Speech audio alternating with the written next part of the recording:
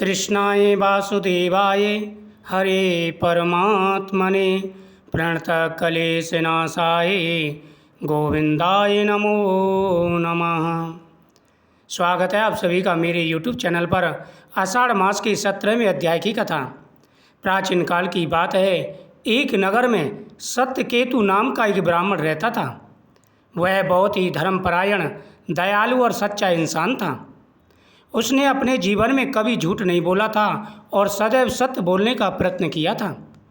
हमेशा वह सत्य ही बोलता था। एक बार आषाढ़ मास आया, नगर में भयंकर सूखा पड़ा।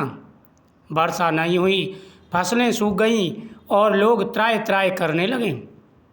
सत्यकेतु ने यह स्थिति देखकर गहन तप का निश्चय किया। उसने अपने मन में संकल्प किया कि अब मैं तपस्या करूँगा, भगवान को प्रसन्न करूँगा, जिससे यह विपदा टले। सत्यकेतु ने यह स्थिति देखकर गहन तप करने का निश्चय किया। उसने आषाढ़ मास के पूरे महीने तक गुप्त नवरात्रि में देवी तारा देवी की आराधना की और साथ ही सत्य व्रत का कठोर पालन करते हुए किसी भी परिस्थिति में झूठ न बोलने का उसने प्रण लिया। देवी उसकी भक्ति से प्रसन्न हुई और एक रात्रि स्वप्न में प्रकट होकर के बोली, हे ब्राह्मण, तूने सत्य का मार्ग नहीं छोड़ा। यानी सत्यकेतु ने मन में संकल्प कर लिया कि चाहे कुछ भी हो जाए मैं झूठ नहीं बोलूँगा। और आषाढ़ मास का महीना चल रहा है। आषाढ़ मास में माता तारा देवी की उसने आराधना शुरू कर दी। माता तारा देवी उसकी पूजा से प्रसन्न हुई क्योंकि उसने कठोर तप किया था। माता तारा देवी उसके स्वप्न में आकर के बोली कि हे ब्राह्मण, तूने सत्य का मार्ग नहीं छोड़ा, यह देखकर मैं प्रसन्न हूँ।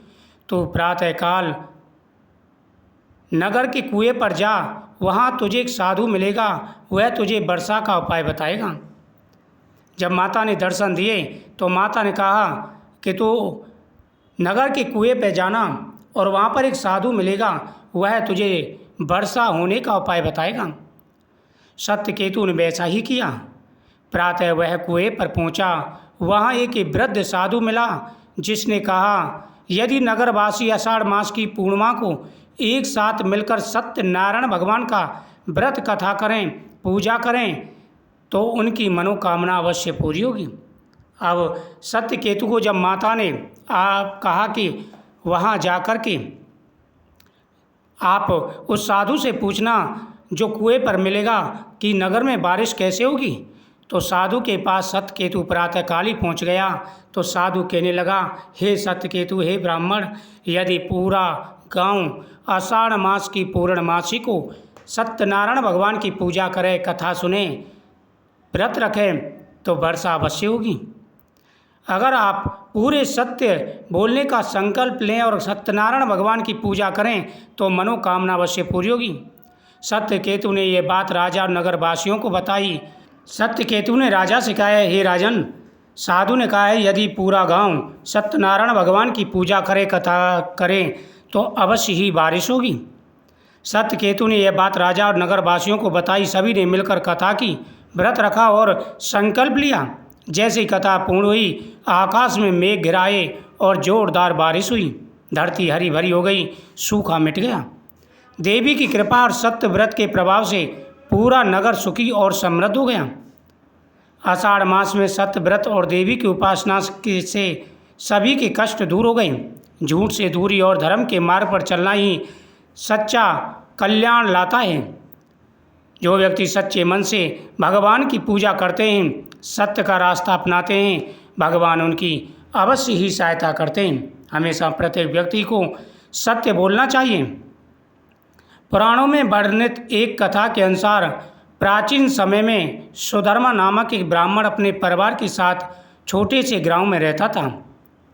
वह अत्यंत निर्धन था, परंतु भगवान विष्णु का परम भक्त था। आषाढ़ मास में वह प्रतिदिन स्नान करके तुलसी और गंगा जल से भगवान विष्णु का पूजन करता। जो थोड़ा बहुत मिलता उसी में संतोष रखता था। उसका नियम था पूरे आषाढ़ मास में भगवान विष्णु की पूजा करना। पूरे नियम के साथ में वह भगवान विष्णु की पूजा करता। जो भी घर में था उसी से अपना गुजारा करता और वह संतोषी था। एक दिन गांव में एक बड़ा यज्ञ आयोजित हुआ, जिसमें बड़े बड़े धनवानों ने दान पुण्य किया, लेकिन सुधर्मा के पास देने के लिए कुछ नहीं था। उसका मन व्याकुल हुआ। उसने अपने पत्नी से कहा, जब नगर में यज्ञ हो रहा था तो बड़े बड़े सेठ थे, साहूकार थे, राजा महाराजा थे, सबने बड़े बड़े दान दिए, लेकिन उसके पास तो कुछ भी नहीं था। अब उसने अपने पत्नी से कहा, मुझे लगता है कि इस जीवन में कुछ भी दान नहीं कर पाऊंगा, जबकि आषाढ़ मास में दान का विशेष फल है। जब सभी लोग दान पुण्य कर रहे थे तो सुधर्मा ने अपनी पत्नी से कहा, देखो मुझे लगता है कि इस जन्म में तो मैं दान पुण्य नहीं कर पाऊंगा। सभी लोग दान पुण्य कर रहे हैं, माता का आशीर्वाद ले रहे हैं, भगवान विष्णु का आशीर्वाद ले रहे हैं, लेकिन हमारे पास तो कुछ है नहीं जिससे दान करें। लेकिन आषाढ़ मास में दान का बड़ा महत्व होता है। हमारे पास कुछ नहीं, अगर तुम निस्वार्थ मन से कुछ दोगे तो वही सबसे बड़ा दान कहलाएगा। पत्नी ने कहा, हे स्वामी, हमारे पास तो कुछ भी नहीं है, लेकिन निष्काम भाव से, निस्वार्थ मन से हम जो भी दान पुण्य करेंगे उसका बड़ा महत्व होगा। सुधर्मा ने उसी क्षण संकल्प लिया और अपनी झोंपड़ी में रखा एक मिट्टी का दीपक जलाकर मंदिर में भगवान विष्णु के चरणों में अर्पित कर दिया और कहा, हे प्रभु, मेरे पास और कुछ नहीं है, ये दीपक है, ये मेरा दान है, इसे आप स्वीकार करें। क्योंकि उसके पास तो कुछ था ही नहीं। उसने कहा, प्रभु मेरे पास कुछ नहीं है, मेरे पास तो ये एक दीपक है जो दीपदान मैंने आपके सामने जलाया है, अब आप इसे स्वीकार करें, इसे आप स्वीकार कर लीजिए, मेरे पास और कुछ नहीं है, हे प्रभु अपनी कृपा बरसाइए। रात्रि में भगवान विष्णु ने राजा को स्वप्न में आकर आदेश दिया, जिस ब्राह्मण ने मिट्टी का दीपक अर्पित किया है वह सबसे बड़ा दानी है, तो सुबह जाकर उसके घर जाओ और उसे राजगुरु बनाओ। सुबह राजा स्वयं सुधर्मा के द्वार आया, उसे आदरपूर्वक राजसभा में ले जाकर राजगुरु नियुक्त किया। धीरे धीरे सुधर्मा का जीवन सुख समृद्धि से भर गया। कहते हैं कि दान की महिमा वस्तु की मात्रा में नहीं, भावना की शुद्धता में है।